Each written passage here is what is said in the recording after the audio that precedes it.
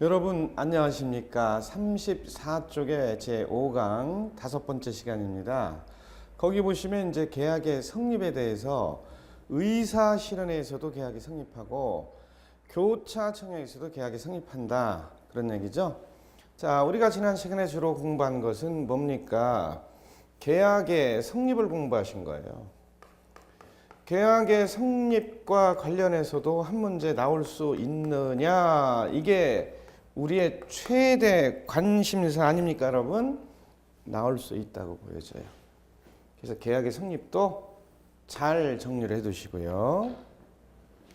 이거는 제일로 많은 것이 청약과 승낙 서로 대립하는 의사표시의 합치에 따라 계약이 성립하는 경우가 제일 많다.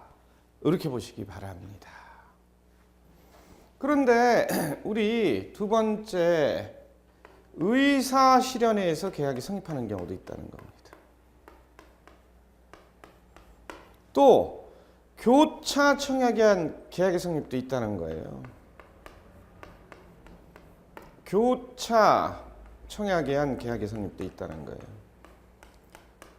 따라서 계약의 성립과 관련해서 논술형으로 사례형으로 준사례형으로 나왔다 그러면 이것까지 포괄적으로 나올 수가 있으니까 여러분들이 일단 이해를 해야 준사례를 해결할 수 있습니다.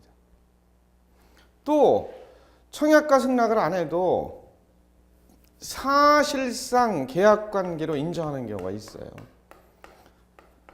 이걸 뭐라고 그래요? 사실상의 계약관계다. 이렇게 불러줍니다. 그래서 우리가 지난 시간에 주로 공부한 건 청약과 승낙 서로 대립하는 의사표시 합치에 따라 계약이 성립하는 경우를 주로 공부하신 거예요.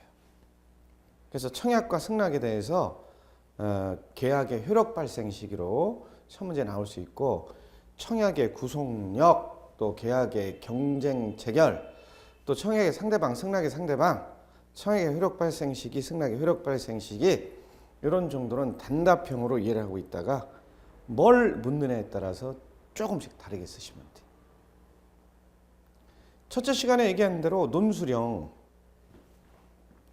준사례형으로 나왔을 때는요. 아라비아 숫자 쓰지 말고 로마 숫자로 문제 제기 1, 그리고 2, 요건, 3, 뭐예요? 효과. 네 번째 뭐예요? 문제 해결. 약수령으로 나왔을 때는 아랍의 숫자로 1, 의, 2, 요건, 3, 효과, 네 번째 결어. 이렇게 쓰시기 바랍니다. 요 네 가지 목차만 써도 여러분 기본 점수는 나와. 가락은 면에. 예? 여러분 커트라인이 60점 내에서 결정되는 경우가 많아요. 58점 여기서 결정되는 경우도 있어요. 50점 내에서. 그러니까 여러분들이 모르는 문제가 나왔다 하더라도 목차 네 가지 잡고 쓰는 습관을 길러주시기 바랍니다. 그러기 위해서는 이런 것들을 이해를 하고 있어야 돼. 기본적인 내용들을 여러분들이. 그럼 우리 이번에는 의사 실현에 한 계약의 성립입니다. 의사 실현에 한 계약의 성립이에요. 그거는 법조문을 그대로 갖다 놔뒀어야 되는데 532조죠? 532조. 거기 보시면 뭐라고 되어 있어요? 532조. 자, 우리 책 34쪽입니다. 청약자 의사표시나 관습에 의하여 승낙의 통지가 필요하지 아니한 경우에는 계약은 승낙의 의사표시로 인정되는 사실이 있는 때 성립한다. 즉 청약과 승낙을 안 해도 승낙이라고 인정될 만한 의사표시가 있으면 계약이 성립할 수 있다. 그 얘기죠. 자, 이거는 실제 상황을 이해하시는 게 제일 빨라요. 자, 여기 갑 화장품 회사가 있어요. 주력 제품은 립스틱이 요즘 잘 팔리고 있습니다. 그래서 프랑스에 로열티를 해서 주고 프랑스와 지회에서 괜찮은 립스틱을 만들었어요. 근데 생각보다 안 팔려요. 그래서 어떻게 했어요? 그렇지. 여성 회원들에게 요거 샘플 1개 그리고 한 박스 요거를 갖다가 송부를 했어요. 그럼 제품을 송부했을 때 몇 년, 몇 월, 며칠까지 앞으로 일주일 이내에 살 건가 안 살 건가 결정해 주시오. 답이 없으면 승낙으로 간주하고 계약이 성립하겠소 이렇게 한다 하더라도 계약은 성립하지 않는다. 요 판례도 나와 있죠. 자, 그러면요 이 여성 회원이 집에 있는데 이게 배달돼 왔습니다. 샘플 한 박스 립스틱 요번에 신제품 출시했다고 한번 샘플 한번 발라보시라고. 아니 입술에 발라보니까 내 취향이 아니에요. 그래서 어디다 놨어요? 한 박스하고 샘플을 현관에 놨지. 자, 샘플은 어디로 갔습니까? 쓰레기통. 한 박스는 현관에 내놨어요. 반품 반송하려고 또는 영업사원 오면 돌려주려고. 그런데 1시간 후에 전화 왔어요. 누구한테? 애인한테. 애인이 뭐 하시는 분이에요, 여러분? 네, 먹이는 인간. 왜? 아니 동네 앞 또랑에 이미 도착을 했대. 점심때인데 돈가스 시켜놨대. 빨리 나오래. 돈가스 2그릇 시켜놨대. 그럼 어떻게 해야 돼? 세수 먼저 해야지. 그리고 뭐 해야 돼? 화장해야지. 자, 화장할 때 뭐 순서는 생략하고요. 최근에 제가 우리 집사람 화장할 때 옆에 있었던 게 아니니까. 자, 립스틱을 바를 차례가 됐습니다. 그런데 갑자기 립스틱이 없어졌어. 그럼 어떻게 해야 돼요? 쓰레기통 있는 거라도 바르고 가려고 그래. 근데 쓰레기통 엄마가 방금 비웠대. 그럼 어떻게 해야 돼? 현관에 있는 것, 그렇지. 개봉해서 뜯어서 사용하는 순간 노래가 나와. 노래. 무슨 노래? 무슨 노래? 그렇지. 립스틱 짙게 바르고. 그럼 뭐가 되는 거예요? 그렇지. 계약이 성립하는 거지. 뭐를 안 해도? 승낙을 안 해도 승낙의 의사표시로 인정될 만한 사실이 발생했으니까 이걸 뭐라고 한대? 의사 실현에 의한 계약의 성립이다. 그런 얘기죠. 예. 그러면 계약 성립의 근거는 어디 있느냐? 이것이 승낙의 의사표시로 인정될 만한 사실로 추단되기 때문이다. 왜? 개봉해서 뜯어서 사용한 순간. 그렇죠? 그러면 세 번째 계약의 성립 시기는 언제냐? 계약의 성립 시기는 언제냐? 우리 방금 읽었죠? 530이죠. 승낙이라고 인정될 만한 사실이 발생할 때. 개봉해서 뜯어서 사용한 거. 개봉해서 뜯어서 사용을 한 거. 따라서 청약자 값 화장품에 대해서 몰라도 되는 겁니다. 청약자가 몰라도 계약이 성립하는 거예요. 청약자가 몰라도 계약이 성립하는 겁니다, 여러분. 따라서 언제 계약이 성립하느냐? 의사 실현의 사실이 발생한 때. 뭐야? 개봉 뜯어서 사용한 순간이죠? 청약자가 몰라도. 그 사실을 안 때가 아닙니다. 그 사실을 안 때가 아니다. 이거죠? 이걸 우리는 바로 의사 실현에 의한 계약의 성립이다. 이렇게 얘기를 해줘요.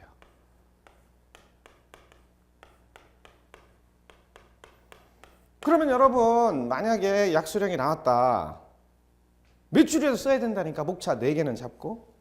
그러면 관련 판례 뭐가 있어요? 그렇지. A라는 사람이 예금을 좋아하는 분이에요. 그래서 B 은행에 예금을 했어요. 그런데 이 은행의 여직원, 맨 앞에 여직원이 원장부에는 기입을 하지 않고 요 예금 통장에만 기입을 해서 그때그때 내주고 이 예금을 갖다가 뭐 했어요? 횡령한 겁니다. 영어로 뭐라 그래? In my pocket. 예? 그래서 어떻게 했어요? 애인한테 연락이 왔어. 애인이 뭐 하는 사람이라고? 애 먹이는 인간. 왜? 중국까지 횡령한 돈을 가지고 둘이 중국으로 도망가 버렸어. 부도 내고 중국 가시는 분들 많죠, 좀. 옛날보다 많아졌다는 얘기예요. 그러면 이때 예금 내나 은행에서는 원장도 없고 아무것도 없는데 원장부에 기재를 안 하고 횡령을 했는데 여직원이. 그럼 이분은 뭐라고 해야 돼? 그렇지, 의사 실현에 의한 계약이 성립이다. 따라서 은행에서는 예금을 내줄 의무가 있다는 겁니다. 예금을 찾을 수 있다는 겁니다. 이런 것들도 바로 532조 의사 실현에 의한 계약의 성립을 가지고 우리는 설명할 수 있다는 겁니다. 자, 요거는 이제 533조 교차 청약에 의한 계약의 성립입니다. 533조 교차 청약에 의한 계약의 성립. 533조 교차 청약에 의한 계약의 성립이에요. 자, 우선 내용을 이해하는 것이 중요하니까 우리 간단하게 확인을 해봅니다. 갑이라는 사람이 있는데 여기 X토지 1필지 토지를 등기부상에 소유하고 있습니다. X토지 1필지 토지를 등기부상에 소유하고 있습니다. 그런데 이 땅을 갖다가 매수인들에게 1억에 팔려고 그래요. 원래는 이 땅이 잘 안 팔렸어요. 그런데 매수인들이 이걸 사고 싶어 한다는 소문이 있더라고. 그래서 1억에 팔겠다는 의사표시 청약을 갖다가 뭘로 했느냐? 편지로 하신 거예요. 편지로 언제 하신 거예요? 3월 10일. 그럼 이것이 3월 12일 도달 예정입니다, 여러분. 그런데 매수인들도 사실은 이 땅에 X토지에 관심이 있어요. 그래서 판다는 소문이 있더라고. 그걸 어떻게 했어요? 그렇지. 1억에 팔어, 나한테 1억에 팔어 하고 팔라는 청약의 의사표시를 이분도 도달 전 3월 10일을 편지로 보낸 거예요. 그럼 이런 것을 우리는 교차 청약이다. 이렇게는 붙여주는 거죠. 그럼 우리 35쪽에 533조 보세요. 당사자 간에 동일한 내용의 청약이 상호 교차된 경우, 상호 교차됐죠? 동일한 내용. 양 청약이 상대방에 도달한 때 계약이 성립한다. 양 청약이 상대방에게 도달한 때 계약이 성립한다. 나와 있어요. 따라서 계약의 성립 시기 요거는 도달주의를 취하고 있는 겁니다. 그리고 양청약 모두 도달시입니다. 그러면 양청약이 모두 도달하는 시점은 언제로 보셔야 될까요, 여러분? 양청약 모두 도달시니까 도달주의에서. 그렇죠. 요거 3월 12일 날 도달됐고 또 이 사람이 보낸 거 3월 13일 날 도달이 됐으니까 3월 13일 계약이 성립한다. 이렇게 볼 수가 있죠. 이런 것을 우리는 교차 청약에 의한 계약의 성립이다. 이렇게 얘기를 하죠. 그래서 그 얘기가 35쪽에 소개가 되고 있습니다. 자, 36쪽의 문제는 여러분들이 셀프 테스트니까 한번 해보시고 물론 책 보고 해보시면 돼요. 의, 요건, 효가, 결어 잡고 그리고 문제풀이 시간은 별도로 있습니다. 자, 그러면 38쪽에 보시면 제3장 계약의 효력이 나옵니다. 자, 계약법 중에서 이 계약의 효력은 중요한 단원이에요, 여러분. 계약의 성립보다는 오히려 더 중요하다고 봐요, 저는. 따라서 이 계약의 효력과 관련해서는 틀림없이 문제가 나옵니다. 우리 작년 제3회 시험에도 나왔었죠? 네, 또 나올 수 있습니다. 똑같은 거 연달아 2번 나오는 경우도 있어요. 도급계약이 1회 2회 2번이 나왔잖아요, 여러분. 똑같은 문제가 또 나올 수도 있습니다. 한 번 나오는 건 안 나올 텐데 이렇게 하면 안 돼요. 계약 효력이 나와요. 그러면 우리 계약의 효력 중에서 성립 요건과 효력 요건을 구분해야 된다는 거죠. 이거는요, 우리 민법 총칙 공부할 때 많이 하셨어요. 그래서 우리 계약법 시간에는 생략을 하기로 합니다. 그리고 535조 38쪽에 계약 체결상의 과실 문제 나와 있어요. 계약 체결상의 과실 문제 나와 있어요. 자, 우리 그거 들어가기 전에 잠깐 간단히 하나만 확인합니다. 잠깐 간단히 확인할 것은 뭐가 있을까, 여러분? 요거. 사실상의 계약관계. 자, 우리 전기를 공급하고 전기를 사용하면 계약이 성립하지 전기 공급 계약을 하지 않잖아요. 수도, 가스, 전기시설 이런 거. 또 유료 주차장에 주차 관련이 없어도 파킹을 하면 계약이 성립하는 겁니다. 이건 함부르크 사건인데 독일 함부르크에서 있었던 일인데 우리나라에도 똑같다는 거예요. 그래서 사실상 계약을 안 해도 계약이 성립하는 거예요. 언제? 그렇지. 버스가 정차가 돼 있고 버스에 승차하면 계약이 성립하는 거 아니에요. 이런 걸 우리는 사실상의 계약관계다 이렇게 해요.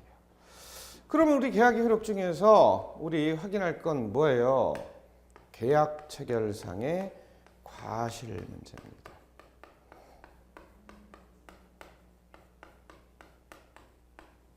자, 우리 1교 시간에 말씀을 드렸지만 535조입니다. 이게 535조 계약 체결상의 과실 문제는 이거 뭐냐 하면은 임의 규정이라는 겁니다, 여러분. 임의 규정. 대부분의 계약법, 우리가 공부하는 계약법 2차 주관식은 특수한 경우를 빼놓고는 임의 규정입니다. 자, 여러분, 임의 규정이라는 건 어떤 뜻이었었죠?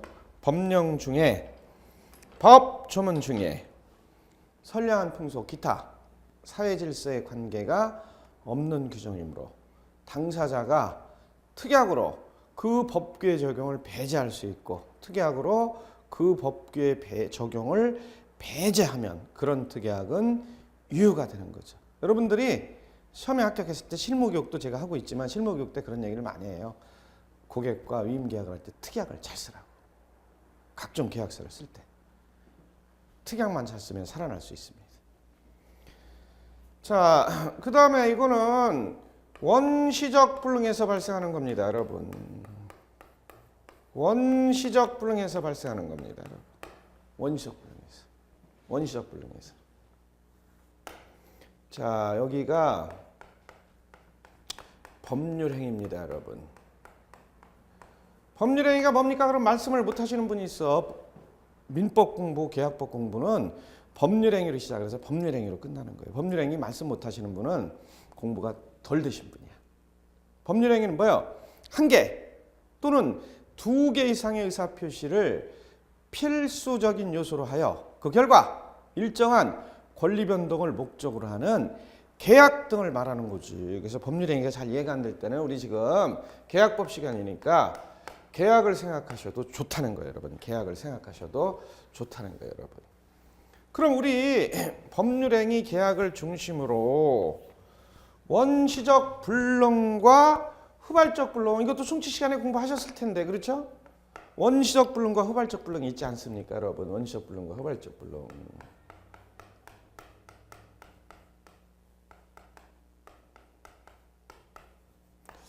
원시적 불능은 뭐예요, 여러분? 원시적 불능은 뭐예요? 법률행위 전, 계약 체결 전, 임의불능. 계약은 뭐가 돼? 무효. 그리고 이때 뭐가 발생돼? 계약 체결상의 과실 문제.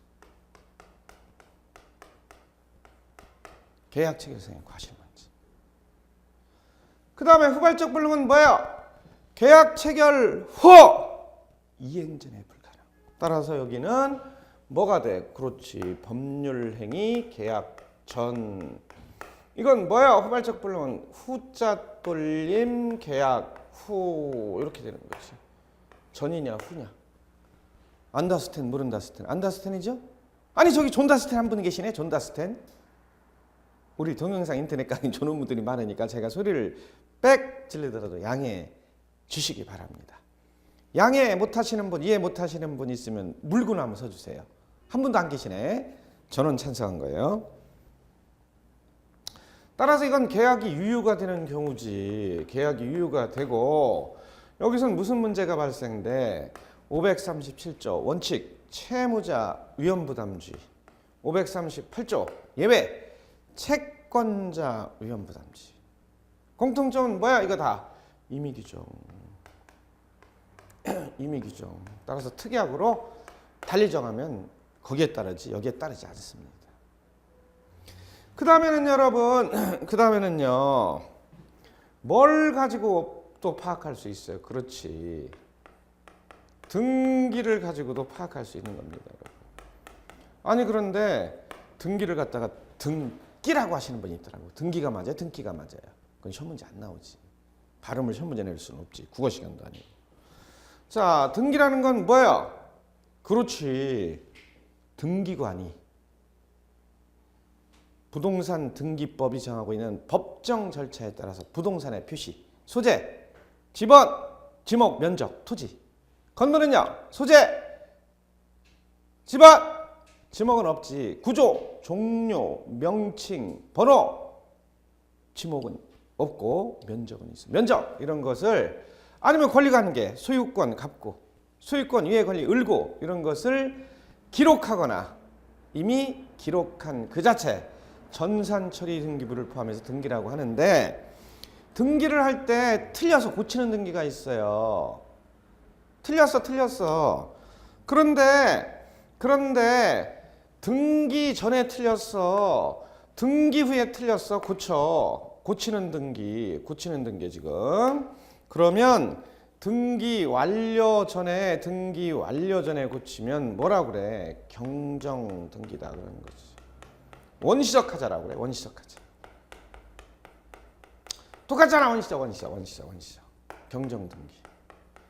근데 등기 이후에 후발적 사유로 후발적 똑같잖아. 후발적 사유로 틀려서 일치시켜서 고쳐요. 이사 가서 주소를 고친다거나 등기부에 등기상 증명서. 또 채권액이 일부 변제가 됐다거나 저당권 이런 거 이런 거. 그럼 우리는 뭐라고 그래? 이거는 그렇지 변경 등기다. 이렇게는 붙이는 거지. 그래도 여기도 원시적 하자를 고치면 경정 등기고 후발적 하자를 고치면 변경 등기고 이겁니다. 근데 우리 계약 체결상의 과실 문제는 뭡니까, 여러분? 그렇죠. 원시적 불능. 따라서 계약이 뭐야? 무효입니다. 무효. 그리고 임의 규정은 특약으로 달리 정할 수 있고 그 특약은 유효가 된다. 이렇게 보시기 바랍니다. 자, 그러면요 무슨 소리예요? 이거지. 자, 갑이라는 사람이 있는데 여기 야산 임야를 소유하고 있습니다. 개발하면 괜찮을 것 같아요. 그래서 개발업자 을을 만났습니다. 부동산 개발업자 을을 만나서 을이라는 사람이 개발하면 좀 괜찮을 것 같으니까 높은 가격을 쳐줄 테니까 팔라는 거예요. 그래서 좋아요. 일주일로, 열흘로 또는 한 달로 만나서 계약을 하기로 했어요. 그런데 계약 체결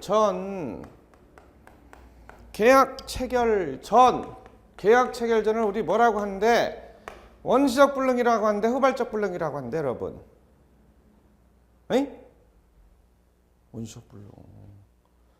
정당한 이유 없이 계약 체결을 거부해버렸다고. 안 판다고. 정당한 이유 없이 계약 체결을 거부해버린 거예요. 그럼 우리는 뭐라고 그래? 원시적 불능. 그리고 계약 법률 행위는 뭐가 됐다? 무효가 됐다는 겁니다. 그래서 계약 체결 전에 정당한 이유 없이 계약 체결을 거부해버린 건데 어떤 이유가 있었을까요? 자, 여기는 1억의 계약을 추진하는데 병이라는 사람한테 연락이 온 거예요. 성은 뭐예요? 고씨. 이름은요? 이름은? 아니, 고씨 아저씨가 이거 내가 5천만 원 더 줄 테니까 1억 5천 원 줄 테니까 나한테 팔라는 거야. 여기 1억에 팔지 말래. 계약 체결 전이니까 안 판다고 하래. 그럼 이분을 성은 고씨고 이름은 뭐라고 하면 될까요?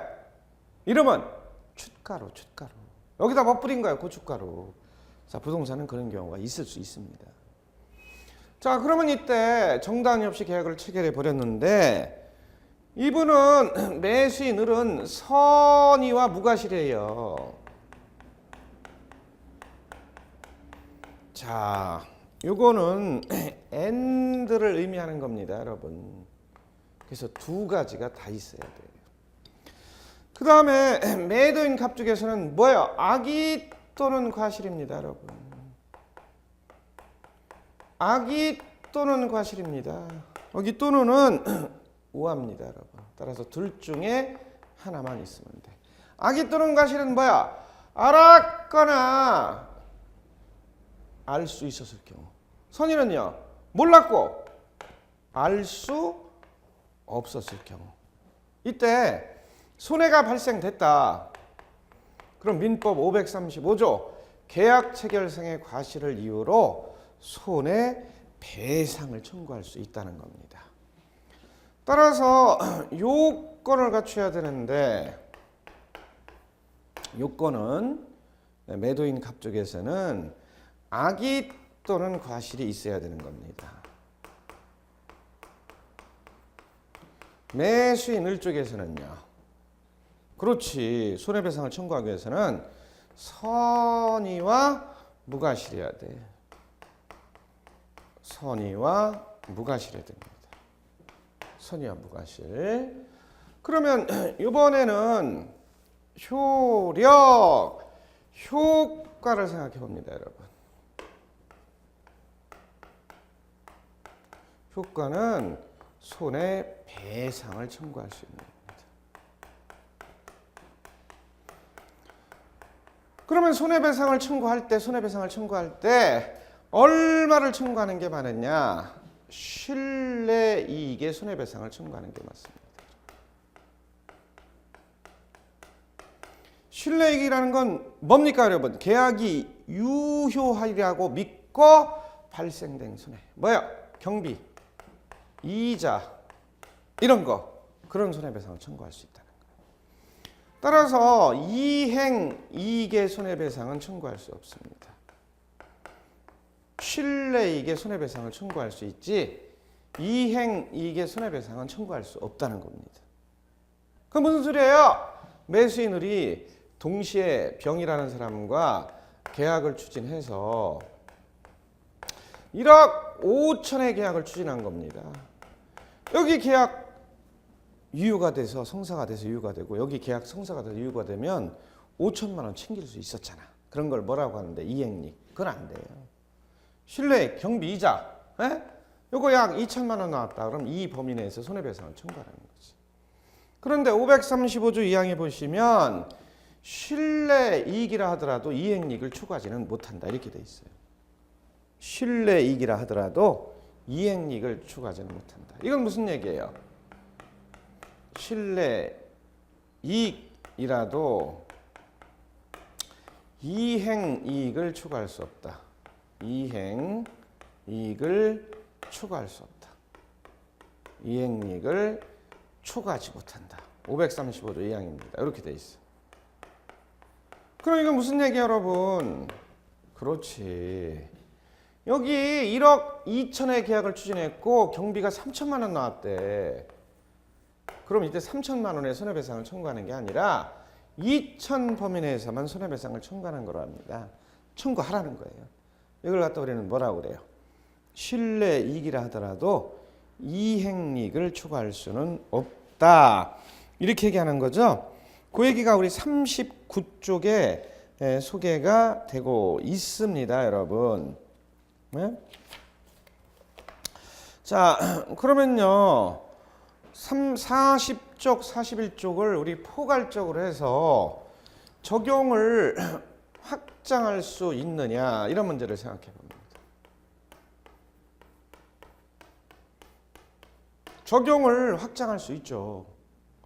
적용을 확장할 수 있죠. 언제 확장할 수 있느냐? 백화점 사건 이런 데는 확장할 수 있어요. 자, 여러분 백화점 사건은 뭘까 여러분? 백화점. 그렇지. 백화점에 들어가서 부상을 입었다. 그러면 계약 체결상의 과실을 이유로 백화점을 상대로 손해배상을 청구할 수 있다는 겁니다. 여러분. 백화점을 상대로 손해배상을 청구할 수 있다는 거예요. 그 얘기가 어디에 나와 있느냐 하면은 그 40쪽 맨 끝에 나와 있어요. 40쪽 맨 끝에. 40쪽 맨 끝에 나와 있어요. 그런데 우리 백화점 사건은 적용을 확장할 수 있어요. 백화점에서 부상을 입었다면 535조 계약 체결상의 과실을 이유로 손해배상을 청구할 수 있거든요. 그런데 공사를 할 때 견적서 작성 비용, 제안서 작성 비용 이게 좀 많이 들어갔어요. 이게 많이 들어갔습니다. 좀. 그런데 다른 회사가 낙찰이 됐대. 우리 회사는 떨어지고 비용이 많이 들어갔는데. 그럼 이거를 535조 계약 체결상의 과실을 이유로 손해배상을 청구할 수 있냐? 안 된다는 거예요. 이런 것들은 인정할 수 없다는 거예요. 그러나 백화점 사건, 융단 사건, 바나나 사건, 주차장 사건 그래서 주차장에서 넘어졌다거나 또 매도인의 상가 건물을 보러 갔다가 상가 건물에 주위에 얼어 있어서 얼음에 미끄러져 넘어졌다든가 얼음 사건, 또 융단 사건, 융단에 깔렸다든가 이런 때는 535조를 이유로 들어 손해배상을 청구할 수 있다는 겁니다. 그러나 불법 행위에는 적용을 안 합니다. 불법 행위를 이유로 손해배상을 청구해야지 535조 계약 체결상의 과실을 이유로 손해배상을 청구하진 않아요. 자, 여러분 첫째 시간에도 얘기했지만 목차와 키워드를 작성해야 돼요.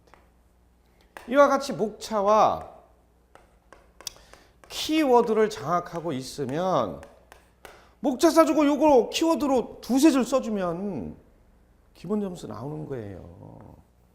그래서 목차와 키워드를 파악하는데 주력하시기 바랍니다. 그리고 살만 붙이면 돼. 불법행위는 안 돼요. 불법행위는 535조 계약체결상의 이유로 손해배상을 청구할 수 없어요. 그것이 41쪽에 한쪽 가라 4번 나와 있잖아요. 대학 교직원 시험에 응시했다가 대학에서 채용을 안 해. 그럼 이때 계약체결상의 과실 535조를 이유로 손해배상을 청구할 수 있느냐? 그건 불법행위다.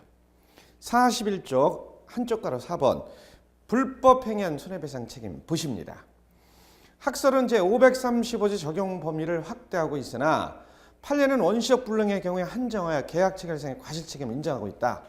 판례는 갑이 직원 채용의 통지를 함에도 불구하고 통지를 하지 않은 과실을 인정하여 갑에게 불법행위한 손해배상 책임을 인정하였다.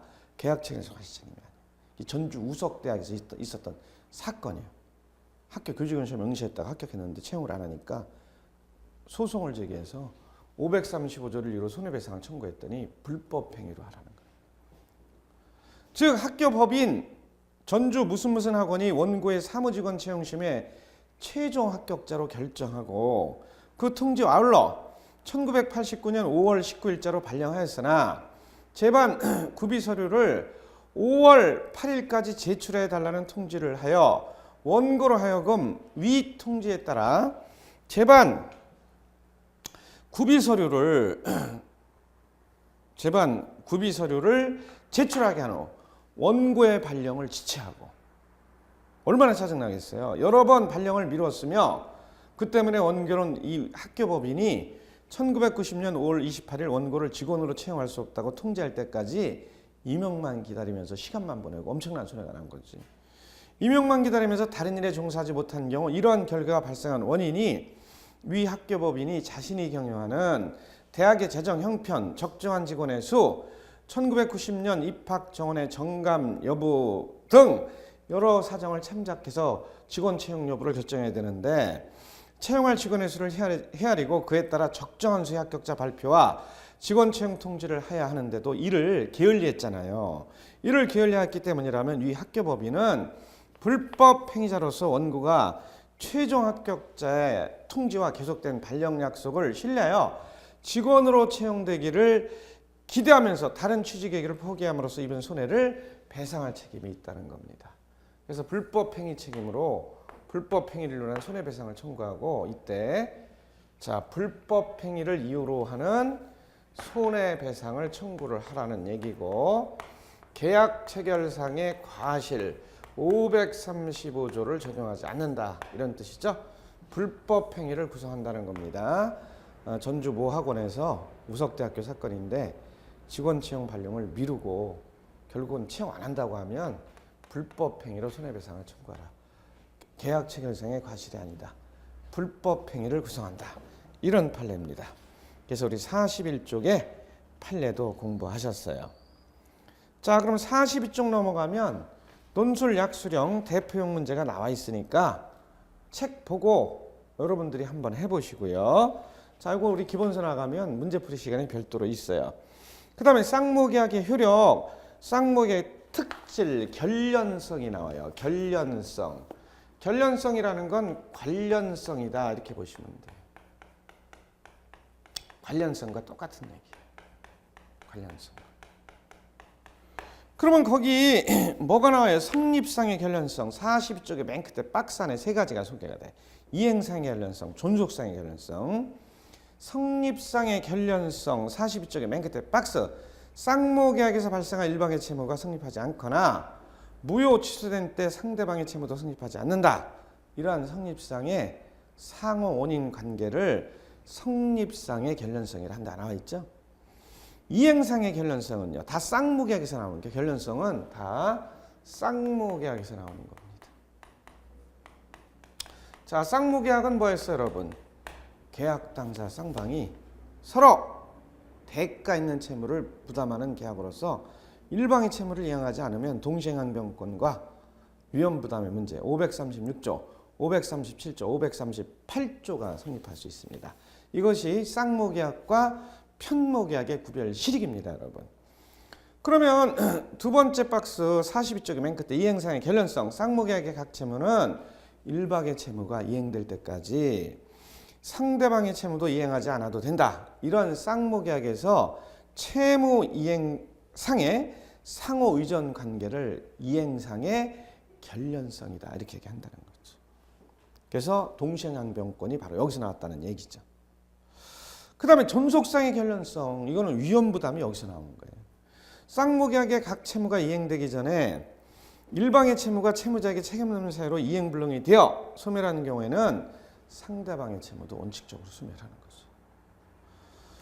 이러한 존속상의 상호 원인 관계를 존속상의 결련성이라고 하고 민법은 위험 부담으로 규율한다는 겁니다, 여러분. 따라서 이행상의 결련성 536조 동시행의 항변권, 이행상의 결련성 536조 동시행의 항변권, 존속상의 결련성은요 537조, 538조 위험 부담으로 규율하고 있다는 겁니다. 그거만 파악하시면 돼요. 자, 43쪽에 넘어가시면 동시행항변권 나와요. 이거는 시간이 많이 걸리니까 우리 다음 시간에 하기로 하겠습니다, 여러분. 수고하셨어요.